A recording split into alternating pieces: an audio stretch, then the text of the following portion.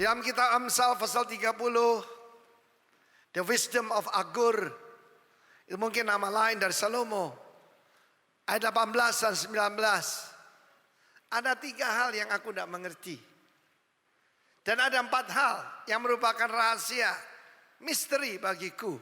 Pertama adalah jalan Raja Wali di udara. The way itu derek, katakan derek. Raja Wali Nasser. Dari mana kita sudah dengar dulu Presiden Mesir Gamal Abdul Nasser. Nah, Nasser itu Raja Wali. Yang kedua, jalan daripada ular. Kalau jalannya Raja Wali kan gini ya. Coba semua begini. Soaring, ya, begini kan. Kalau jalannya ular gimana? Jalan ular di atas batu cadas. Di atas batu karang, rock. Dan yang ketiga, kapal yang berlayar di tengah lautan. Samudra. Samudra itu sesuatu yang misterius. Yang sulit diduga. Mendadak saja badai bisa datang. Taufan bisa datang. Gelombang bisa datang. Tsunami bisa datang. Dan sepasang pemuda-mudi yang sedang jatuh cinta. Nah, yang keempat ini perlu saya koreksi sedikit. The way of a man with a maid. Maid ini bukan pembantu rumah tangga ya. Gadis. Tapi di sana bukan muda-mudi. Kalau muda-mudi itu naar. Tapi di sini adalah geber. Pria yang merupakan seorang yang hebat, seorang yang dewasa penuh, dan seorang warrior. Kok bisa jatuh cinta pada seorang gadis kecil, gadis muda? Yang lebih aneh lagi saudaraku, bagaimana Raja Wali yang datang dari langit itu datang mencari kita. Bagaimana dia meremukkan kepala ular. Dan bagaimana dia menyelamatkan kita yang ada di kapal daripada dunia ini yang gonjang ganjing.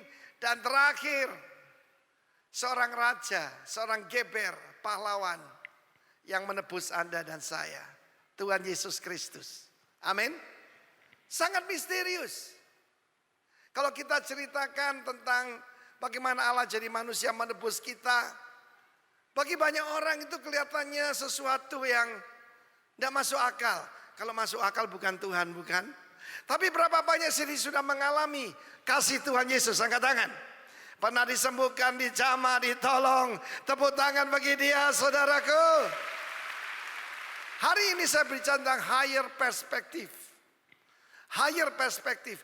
Perspektif yang lebih tinggi. Kita tahu bagaimana kalau kita naik pesawat terbang. Ketika kita ada di darat, maka hanggar dan bandara kelihatan besar kan? Begitu kita naik ke atas, kita sempat melihat mulai seperti kotak sepatu. Ketika kita terbang lebih tinggi lagi, maka cuma kelihatan seperti kotak korek api. Lebih tinggi lagi nggak kelihatan. Demikian juga, kalau kita mendapatkan God's perspektif, segala masalah yang kita hadapi jadi kecil. Amin. Masalahmu bukan sebesar bukit, tapi cuma mungkin sebesar rumah semut saja. Amin. Bersama Tuhan kita lebih dari pemenang. Pak Emi, lagu tadi mungkin perlu diganti sedikit. Yang menerjemahkan bukan saya. Bukan umat yang dimenangkan. Umat yang berkemenangan, lebih cocok. Amin. Ada berapa umat berkemenangan di sini? Yes. Nah, saudaraku yang kasih Tuhan, untuk mendapatkan higher perspektif, maka saya mengambil akronim daripada kapal itu tadi. Ship. S-H-I-P. S-H-I-P. Dan dari situ saya akan mulai dengan yang H dan H itu. Itu simplicity and humility. Yaitu kesederhanaan dan kerendah hatian. Amen. Haleluya. Simplicity and humility. Saudara, saya percaya, perhatikan baik-baik. Simplicity is greatness. Katakan bersama saya, simplicity is greatness. Amin. Haleluya. Simplicity is greatness. Apa akibatnya kalau kita tidak hidup simple, saudara? Lawan dari simplicity apa? Ayo bahasa Inggris sedikit. Lawan simplicity apa? Complexity. Kehidupan yang kompleks. Kehidupan yang canggih. Kehidupan yang ribet. Hindari itu. Yesaya 57 ayat 10 mengatakan, you are wearied, kamu capek because of the greatness of your way. Karena kehidupanmu yang canggih itu, thou art wearied in the greatness of thy way. Ya, oleh perjalananmu yang jauh engkau sudah letih lesu. Bukan cuma jauh, tapi cara hidupmu yang ribet itu. Saya memakai satu arloji, bukan yang ini, yang satunya lagi. Kalau saya kurang jalan dimarahin, saudara. Kemarin kamu cuma jalan sekian, kamu harus hari ini harus lebih baik dan sebagainya. Arloji yang bagus sekali. Nah, saudara yang kasih Tuhan, di dalam Yesaya 57 ayat 10, di dalam terjemahan The Message, you wear yourself out. Kamu membuat dirimu jadi capek sendiri, trying the new and the different. Selalu coba yang canggih, ya toh? Wah, kerja mati-mati, kenapa? Mau ganti gadget. Itulah Indonesia. And never see what the waste it all is. Dan tidak melihat betapa sia-sianya semua itu. You always found strength to the latest fad. Jadi kamu selalu ada waktu, selalu ada yaitu tenaga, selalu ada kesempatan untuk mencoba hal yang baru. Never got tired of trying new even religion. Yesus berkata, datanglah kepadaku kamu yang letih lesu, berbeban berat. Amen. Saya melihat bagaimana orang-orang yang benar-benar kaya itu sederhana, saudara. Ya, Warren Buffett. Kita melihat bagaimana orang-orang kaya yang benar-benar kaya, saudara ya. Kita lihat Mark Zuckerberg, hidupnya sederhana, bajunya sama, mobilnya juga ya sederhana. Mark Zuckerberg itu naik mobil Nissan yang murah, saudara. Loh kok diem, saudaraku? Makin orang itu kaya, makin sederhana. Tetapi banyak daripada kita, yaitu letih lesu sebab hidupnya nggak simple. Mari kita lihat berapa banyak saudara mau hidup simple? Nah, ini pernyataannya. Orang yang hidupnya sederhana, itu pasti orangnya rendah hati. Orang yang rendah hati, yaitu seringkali orang yang paling simple itu orang yang rendah hati. Akhir tahun yang lalu, seorang pemimpin itu harus berani mengaku kesalahannya. Saya ditegur Tuhan, saudara. Saya datang pada Tuhan sambil nyanyi. Saya kan saudaraku pemazmur. Dan saya nyanyi, it is well with my soul. Salah satu lagu kesukaan saya. Keadaan jiwaku baik-baik. Tapi saya tanya pada diri saya, it is well with my soul, really? Dan Tuhan berkata, kamu kebanyakan barang. Kebanyakan baju, kebanyakan semuanya. Saya bisa aja bilang, ini loh. Ini saudara-saudara saya nih yang kasih macam-macam. Tetapi kita dipanggil untuk jadi penyalur berkat, bukan? Having just enough is to have enough. Kalau kita itu merasa cukup, kita udah kaya, saudara. Kalau kita tidak pernah merasa cukup, kita tuh selalu miskin. Mari kita perkembangkan, kita tumbuhkan simplicity by rejecting complexity. Banyak orang hidupnya terlalu canggih, saudara. Sakit gigi si cenut, ada teman saya. Sakit terus. Sakit gigi cenut, Singapura. Padahal di lembah pujian gratis. Amin, saudaraku. Ya, lalu perutnya cekot-cekot. Wah, harus pergi Jerman. Aduh, susah sekali hidupnya. Banyak orang hidupnya terlalu kompleks, saudaraku. Dan firman Tuhan mengajarkan kita to lead a simple life. Catat Yesaya 57 ayat 10, Yesaya 57 tadi, renungkan. Ya, renungkan sungguh-sungguh. Perjalanan jauh engkau sudah letih lesu. Tahun ini kita akan diberi yaitu istirahat, saudara. Putra saya yaitu Hari Pujo di Singapura berkata, Pak, ayo bersama anak-anak saya kita jalan-jalan ke Austria. Bapak saya pernah ke sana? Belum pernah. Ya, enak juga punya anak-anak yang diberkati, bukan saudara? Tetapi memang kita perlu istirahat, itu perlu. Tetapi saya dalam kehidupan saya berusaha untuk hidup makin sederhana, makin tua makin sederhana. Makanannya makin sederhana dibandingkan dulu, saudara. Makin lama makin sederhana. Luar biasa. Nah, firman Tuhan mengajar kepada kita, saudara, bagaimana kita harus lead a simple life. Ada satu ungkapan yang sangat bagus yang saya minta kita hafalkan, saudara. Live simply so others simply live. Live simply so others simply live. Hari-hari saya disuruh melihat oleh Tuhan hal-hal yang masih kompleks dalam hidup saya. Hiduplah sederhana supaya orang lain bisa hidup. Kita dipanggil untuk jadi saluran berkat, saudara. Haleluya. Lalu di dalam Matius, ini Matius atau Markus ini ya? Markus ini. Markus pasal ke-6 ayat ke-7 yang memanggil ke-12 murid itu dan mengutus mereka berdua-dua yang memberi kuasa atas roh-roh jahat. Lanjut. Dan berpesan pada mereka supaya jangan membawa apa-apa dalam perjalanan mereka kecuali tongkat, roti pun jangan, bekal pun jangan, uang dalam ikat pinggang pun jangan, boleh memakai alas kaki tetapi jangan memakai 2 baju. Saya masih ingat ada seorang penginjil yang asalnya penyanyi yang dipakai Tuhan dalam hidup saya, tidak usah disebut namanya, sudah bersama Tuhan. Saudara, pada waktu saya menjemput dia, mobil saya nggak cukup. Kenapa? Kopernya 6. Kopernya 6, saudara. Pelayanan cuma seminggu, kopernya 6. Laki-laki loh ini, bukan perempuan. Sepatunya enggak tahu berapa pasang, jasnya berapa pasang. Padahal saudara, waktu itu enggak banyak gereja, ada air condition. Jadi dia ganti-ganti pakaian terus. Lalu kemudian beberapa tahun kemudian saya ketemu lagi dia, sudah kopernya enggak banyak-banyak, saudara.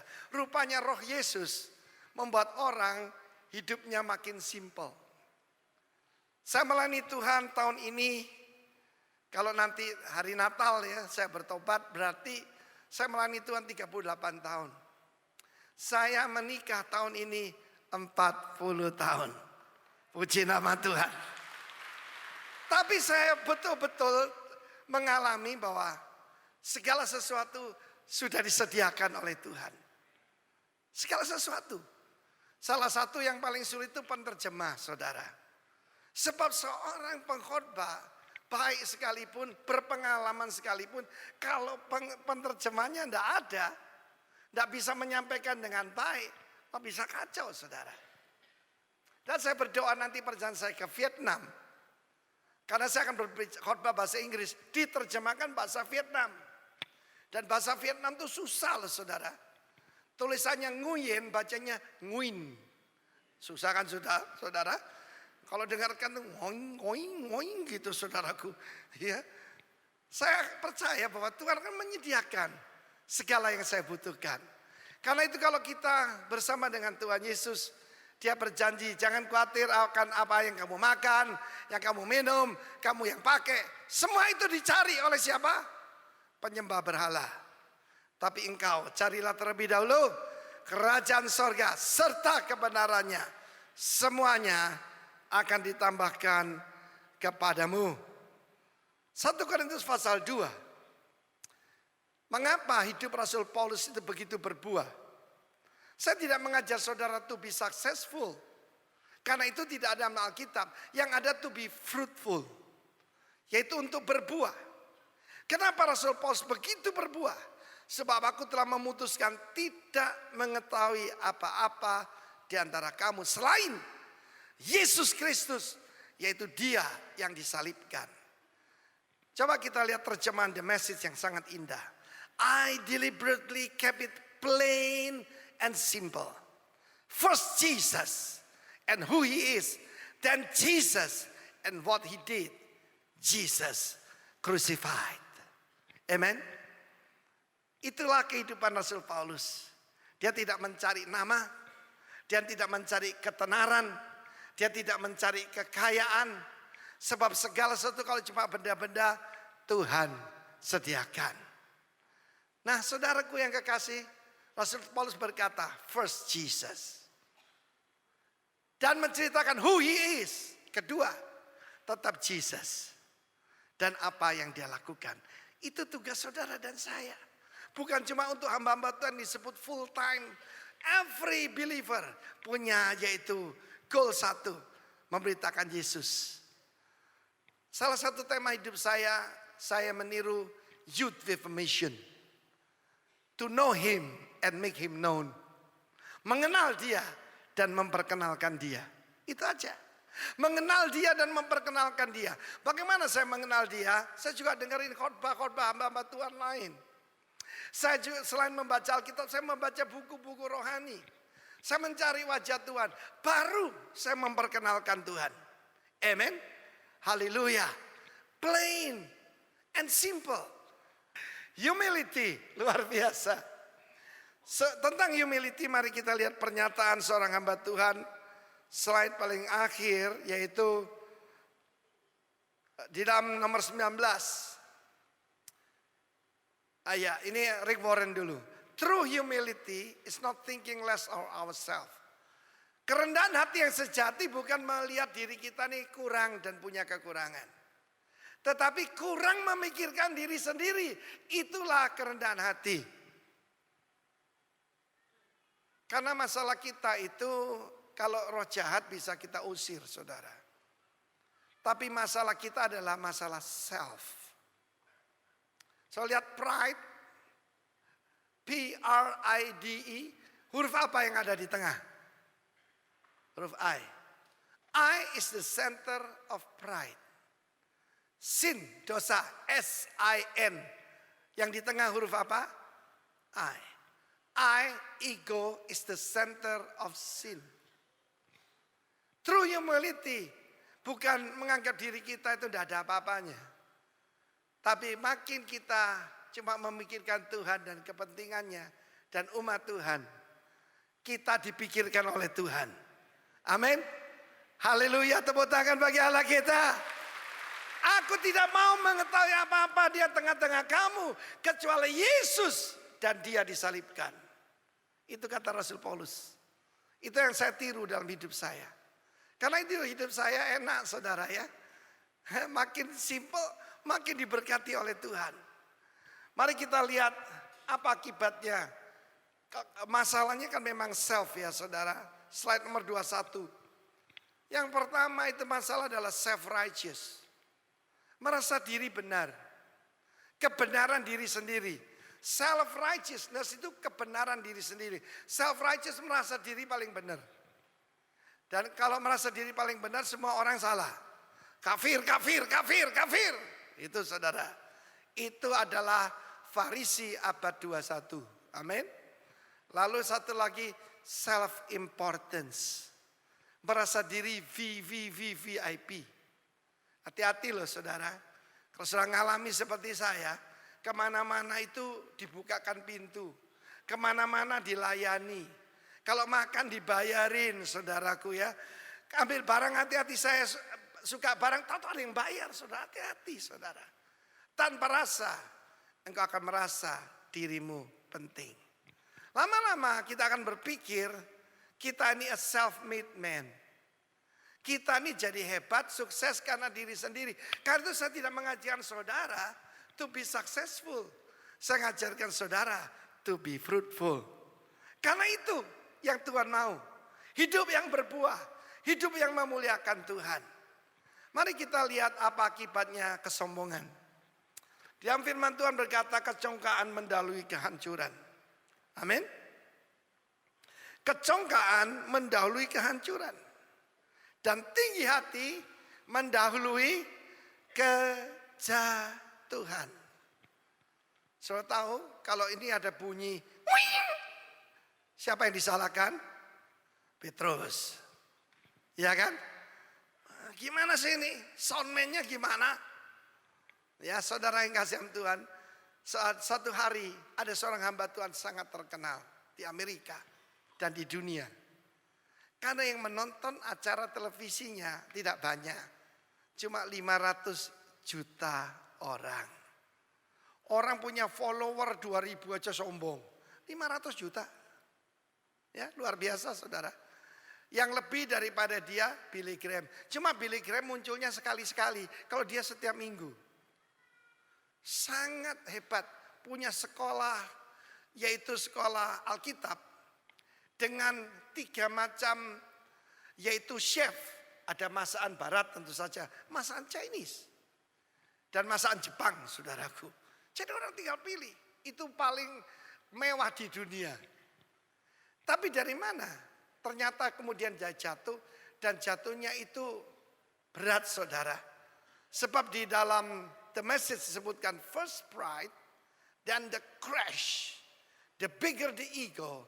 The harder the fall. Kebetulan teman kita yang sering datang kemari itu. Dan Webb.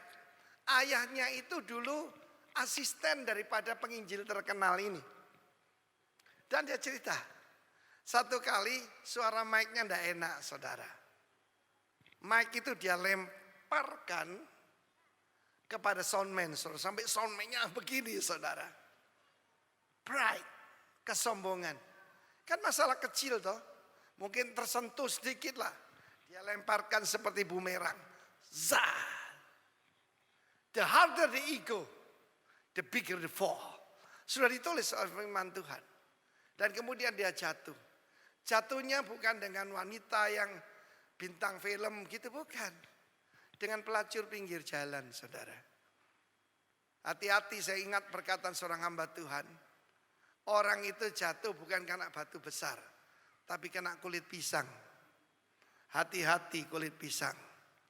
Para pria dengar. Hati-hati gunakan matamu. Hati-hati gunakan matamu. Ada Bapa di sorga yang melihat ke bawah. Hati-hati gunakan. Terima kasih. The bigger the ego. The greater the crash. The harder the fall. Karena itu lawan daripada kesombongan adalah kerendahan hati. Efesus 4 ayat 1 dan 2. Sebab itu aku menasihatkan kamu. Aku orang dipenjarakan karena Tuhan. Supaya hidupmu sebagai orang-orang yang telah dipanggil berpadanan dengan panggilan itu. Siapa di sini tahu dirinya dipanggil Tuhan menjadi orang percaya? Angkat tangan. Yang dipanggil Tuhan, angkat tangan, angkat tangan, angkat tangan. Kita baca ayat 2 bersama-sama. 1, 2, 3. Hendaklah kamu selalu rendah hati, lemah lembut dan sabar. Tunjukkan kasihmu dalam hal saling membantu. Mari kita lihat tanda-tanda akhir zaman. 2 Timotius 3 ayat kedua. Manusia akan mencintai dirinya sendiri. Menjadi hamba uang. Mereka membual. Menyombongkan diri. Mereka jadi pemfitnah, tukang gosip. Mereka berontak terhadap orang tua dan tidak tahu berterima kasih. Tidak mempedulikan agama. Nah sekarang hati-hati buat yang sombong. Yakobus 4 ayat 6. Tetapi kasih karunia yang dianugerahkannya pada kita lebih besar daripada itu. Karena ia katakan Allah menentang orang yang congkak. Terjemahan lain berkata memusuhi orang yang congkak. Tetapi mengasihani orang yang rendah hati. Saudara, di sepanjang Alkitab pernyataan ini ada. Allah menentang orang yang congkak, tapi memberikan anugerah pada yang rendah hati. Saya ini berpikir bahwa saya ini sudah cukup lumayan. Karena salahnya saya bandingkan dengan teman-teman saya hamba Tuhan lain. Wah lumayan lah saya, lumayan gitu. Tetapi ujian itu datang untuk membuktikan tidak seperti yang kita pikirkan. Satu hari, baru berapa hari yang lalu ini, kartu kredit saya ditolak saudara. Kartu kredit saya juga dipakai untuk beli tiket hamba-hamba Tuhan di gereja kita. Supaya apa? Supaya tentu saja kita dapat poin. Karena perjalanan saya banyak sekali, kan lumayan bisa dapat beberapa tiket gratis. Tetapi ternyata batasnya tinggal 120.000. Dan pada saat itu saya memberikan respon yang salah. Saya tegur kepada mereka. Kamu kan mempermalukan saya pada ini. Padahal ya kita ada uang di sana. Tapi Roh Kudus menempelak saya. Roh Kudus menegur saya. Kamu congkak, kamu sombong, kamu menganggap dirimu penting. Self-importance. Tanpa rasa saudara. Sebab kemana-mana saya kalau pergi ke pesta selalu ditaruh tempat yang paling bagus. Apalagi di tempat kebaktian. Selalu di tempat yang paling baik. Tanpa rasa kita berpikir kita ini penting. Padahal yang penting itu Yesus yang di dalam kita. Itu persis kayak keledai yang ditunggangi Yesus itu loh. Ya, ketika dia ditunggangi, firman Tuhan mengatakan keledai beban muda yang tidak pernah ditunggangi orang. Bagaimana kuda tidak pernah ditunggangi gimana? Kuda loh. Wah saudaraku, loncat-loncat begini kan, saya pernah nonton rodeo. Tapi kalau keledai lebih sadis saudara. Sebab keledai kalau ditunggangi orang, tidak pernah dijinakkan, dia akan menggulung orang itu. Bukan cuma melemparkan, tapi diajak gulung-gulung. Tetapi ketika sang pencipta menunggangi dia, keledai aja kenal sang pencipta. Manusia tidak mengenal penciptanya ketika datang. Dia datang pada milik kepunyaannya. Tapi milik kepunyaan tidak menerima dia. Kami tidak mau orang ini jadi raja atas kami. Tapi keledai itu tunduk. Di sampingnya ada induknya. Dia bicara pakai bahasa keledai. Nah, jangan macam-macam loh. Ini Gusti Allah ini yang ada di sini. Yang kamu nunggangi, kamu itu Tuhan sendiri. Dan saudara, ketika mereka masuk, apa yang terjadi? Orang melepaskan jubahnya. Jas ini tentu saja tidak untuk dilempar di tanah. Tapi itu yang terjadi. Zaman dulu jubah lebih mahal dari jas sekarang. Sebab dulu ditenunkan saudaraku. Seperti jubahnya Raja Salman. Dilemparkan ke tanah. Dan saudara Yerusalem itu dulu ya kan cuma batu-batu begitu. Bukan cuma itu, mereka memotong dahan-dahan pohon, ditaruh. Dan pada saat itu keledai berpikir, wow, how important I am. Dia tidak tahu yang VIP yang nunggangi dia. Tapi tanpa rasa, kita bisa jadi seperti keledai itu saudara. Itu terjadi dalam hidup saya. Karena itu nanti kita minta Tuhan simplicity and humility. Kita minta Tuhan kerendahan hati. Ya saudaraku, kita minta kesederhanaan yang ada pada Tuhan Yesus. Saya percaya simplicity is greatness. Mantan presiden Pak Habibie itu dijemput ketika keluar dari Istana Merdeka. Pak Jokowi itu begini. Coba orang lain, lu kan mantan, gue nih presiden. Enggak saudara, dia memberikan hormat dengan taksim sekali. Firman Allah mengatakan akhir zaman orang tidak akan menghormati orang tua. Saya alami di Hong Kong saudara. Belakangan ini karena kita sangat diberkati, maka kalau kita pergi ke tempat-tempat conference, itu kita bayar sendiri semua, saudara. Ya, ketika kita ke Kamboja, kita pergi ke Hong Kong, nanti saya pergi ke Vietnam, semuanya bayar sendiri. Hotel, pesawat terbang, dan tidak ada yang jemput kita, saudara. Di sini kan enak, ya. Kalau di Jakarta, di mana-mana selalu sambut mobil terbaik. Di sana, saudara, saya jalan kaki, cari taksi tidak ada, naik kereta api, saudara. Ya, tramnya Hong Kong lah, dari Kowloon ke Hong Kong, saudara. Dan pada saat itu saya mendapatkan sesuatu. Kita kan sudah 60 ke atas. Saya dengan Pak Bobi gelantungan, saudaraku, sepanjang jalan. Di situ ada anak-anak muda yang umur 17, 18. Mereka nggak peduli. Mereka terus main begini, saudaraku. Atau pura-pura tidur. Kalau orang Indonesia tidak bakal begitu. Pasti orang tua disuruh duduk, ya kan? Ada lagi ibu hamil, dibiarkan. Tanda manusia akhir zaman, saudara. Pak Bobi cerita, pernah satu kali dia bilang, ya gini kalau orang Hong Kong katanya. Tapi pernah satu kali ketika dia gelandongan begitu, ada seorang pemuda nyuruh dia duduk. Dia merasa heran karena tidak pernah diperlakukan seperti itu. Dia tanya, kamu dari mana? Ternyata dari China daratan. Masuk kampung lagi. Itu namanya orang kampung, tidak kampungan, saudaraku. Ya, ternyata saudaraku mereka lebih mengenal tata krama. Kemudian firman Allah mengajar pada kita bagaimana Tuhan itu membenci orang yang congkak, tapi mengasihani orang yang rendah hati. Yang ketiga, I stands for integrity. Integritas. Integritas itu lebih dari honesty. Lebih dari trustworthy, bisa dipercaya.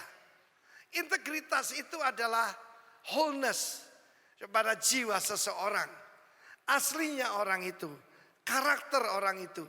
Kenangan kepada orang benar mendatangkan berkat, tapi nama orang fasik menjadi busuk. Amsal 11.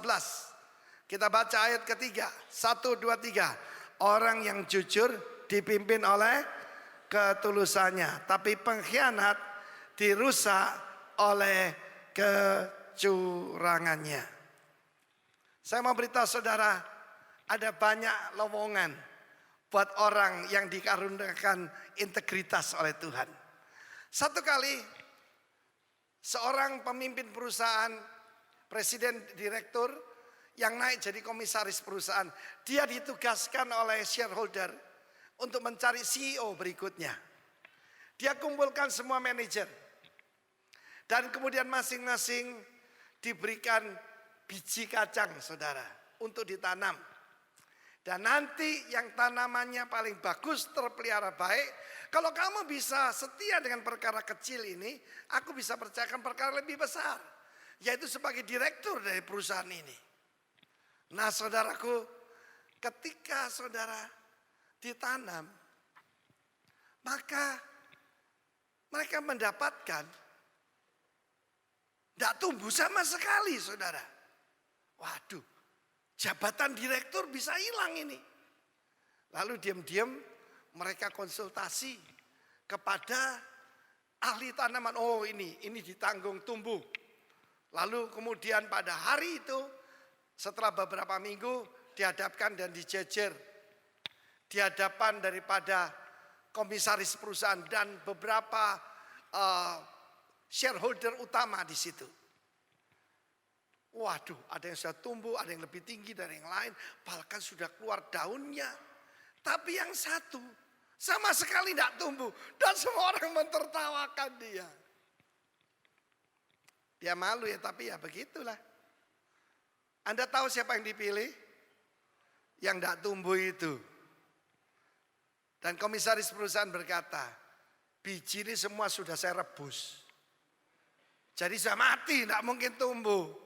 Jadi yang lain itu bohong semua. Yang lain dusta. Cuma satu ini yang dipilih jadi presiden direktur. Saya mau beritahu saudara, Dunia sedang mencari orang yang punya integritas. Jangan yang ngomongnya dolak-dalik, saudara. Mari selanjutnya saudara kita lihat firman Tuhan. Amsal 14 ayat kedua. Siapa berjalan dengan jujur takut akan Tuhan. Tapi orang yang sesat jalannya menghina dia. An honest life shows respect for God.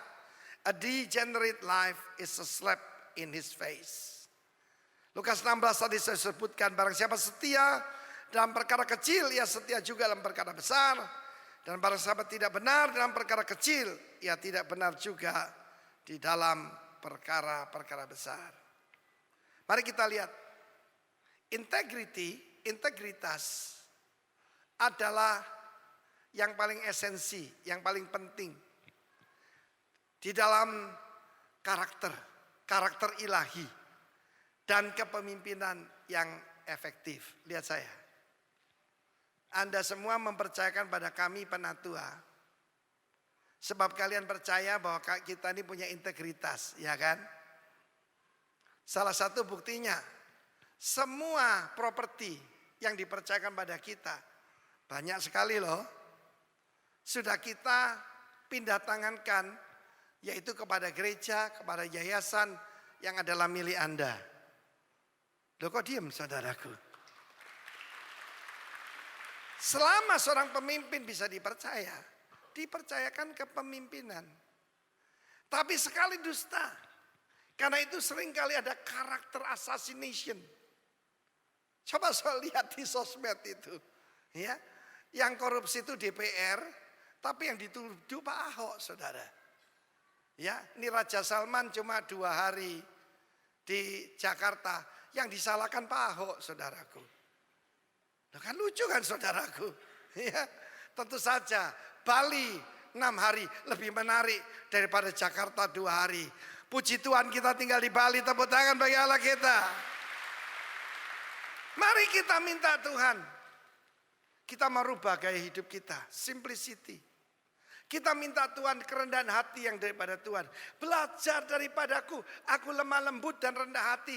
Jiwamu mendapat keterangan. Efesus 2 yang kita baca tadi, Efesus 4. Yang mengatakan bagaimana kita yang telah dipanggil harus selalu nih rendah hati. Amin saudaraku. Harus selalu sabar, saling membantu. P yang terakhir tidak kalah pentingnya. P ini adalah purity, kemurnian, kesucian. Semua orang tahu kalau mendengar nama Yesus siapa dia. Manusia yang suci. Demikian juga sebagai apa yang diharapkan dari pengikut Kristus. Kehidupan yang pure, kehidupan yang murni. Berbahagialah orang yang suci hatinya, karena mereka akan melihat Allah. You are blessed when you get your inside world. Apa inside world kita? Your mind and heart, pikiran dan hati kita. Kalau dibenarkan dan baru kamu bisa melihat Tuhan yang ada di luar. Dan ini perintah Tuhan buat kita 2 Korintus 7 ayat 1. Saudara-saudaraku yang kekasih, karena kita sekarang memiliki janji-janji itu, marilah kita menyucikan diri kita dari semua pencemaran jasmani dan rohani, dan dengan demikian menyempurnakan kekudusan kita dalam takut akan Allah. Siapa yang jujur jalannya menghormati Tuhan. Kita baca dalam terjemahan The Message ayat terakhir. With promises like this to pull us on, dear friends, let's make a clean break with everything that defiles or distract us. Bukan cuma menajiskan, tapi membuat perhatian kita teralih. Both within and without, di dalam maupun di luar. Let's make our entire life fit and holy temples for the worship of God. Sebelum orang jadi hakim dalam majelis konstitusi, hakim agung dalam mahkamah agung dilakukan fit and proper test. Sebelum orang menjadi kapolri, sebelum orang jadi menteri, apapun, Fit and proper test. Dan fit and proper test akan diberlakukan kepada saudara dan saya. Saya dan saudara. Untuk fit memerintah bersama dengan Tuhan Yesus. Tepuk tangan buat dia, saudaraku. Tepuk tangan bagi dia. Bagaimana menyucikan jasmani maupun rohani, mengaku dosa di hadapan dia. Orang sombong tidak mengaku dosa. Orang sombong tidak berdoa. Orang sombong tidak tanya Tuhan. Tapi malam hari ini, berapa banyak saudara berkata, Jesus I need you. Jesus I need you. Amen. Jesus I need you. Dan mari kita saudaraku datang pada Tuhan malam hari ini. Dan berapa banyak saudara memerlukan zaman Tuhan secara khusus. Kami ingin berdoa buat saudara. Ada yang minta didoakan secara khusus, angkat tangan. Ada lagi, ada? Tolong, silakan bangkit berdiri, datang kemari. I will pray for you. Yang wanita dilayani istri saya, yang pria saya yang layani bersama tim. Silakan yang perlu bantuan doa datang kemari. Mari adik datang kemari. Jangan ragu-ragu, come on datang kemari.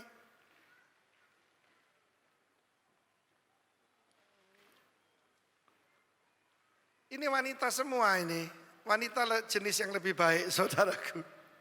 Ada juga pria yang rendah hati. Ketika saya dulu maju seperti ini, seluruh hidup saya dirubah. Amin. Saya akui di hadapan Tuhan segala kekurangan saya, kesalahan saya akui di hadapan Tuhan. Dan Tuhan menjamah hidup saya. I make a clean break dari segala dosa, dari segala kesalahan. Haleluya. Haleluya. Yesus, Engkaulah segalanya bagiku. Tuhan Yesus ada di tengah-tengah kita. Amen. Dia begitu rendah hati, saudaraku, begitu baik. Haleluya. Kita akan masuk dalam perjamuan kudus. Roh Kudus sedang bekerja. Silakan dua diakonis layani mereka. Layani mereka secara khusus, bawa ke posyandu sana. Bapa di sorga, kami bisa sampaikan kebenaran-Mu. Sebab Tuhan membenci orang congkak.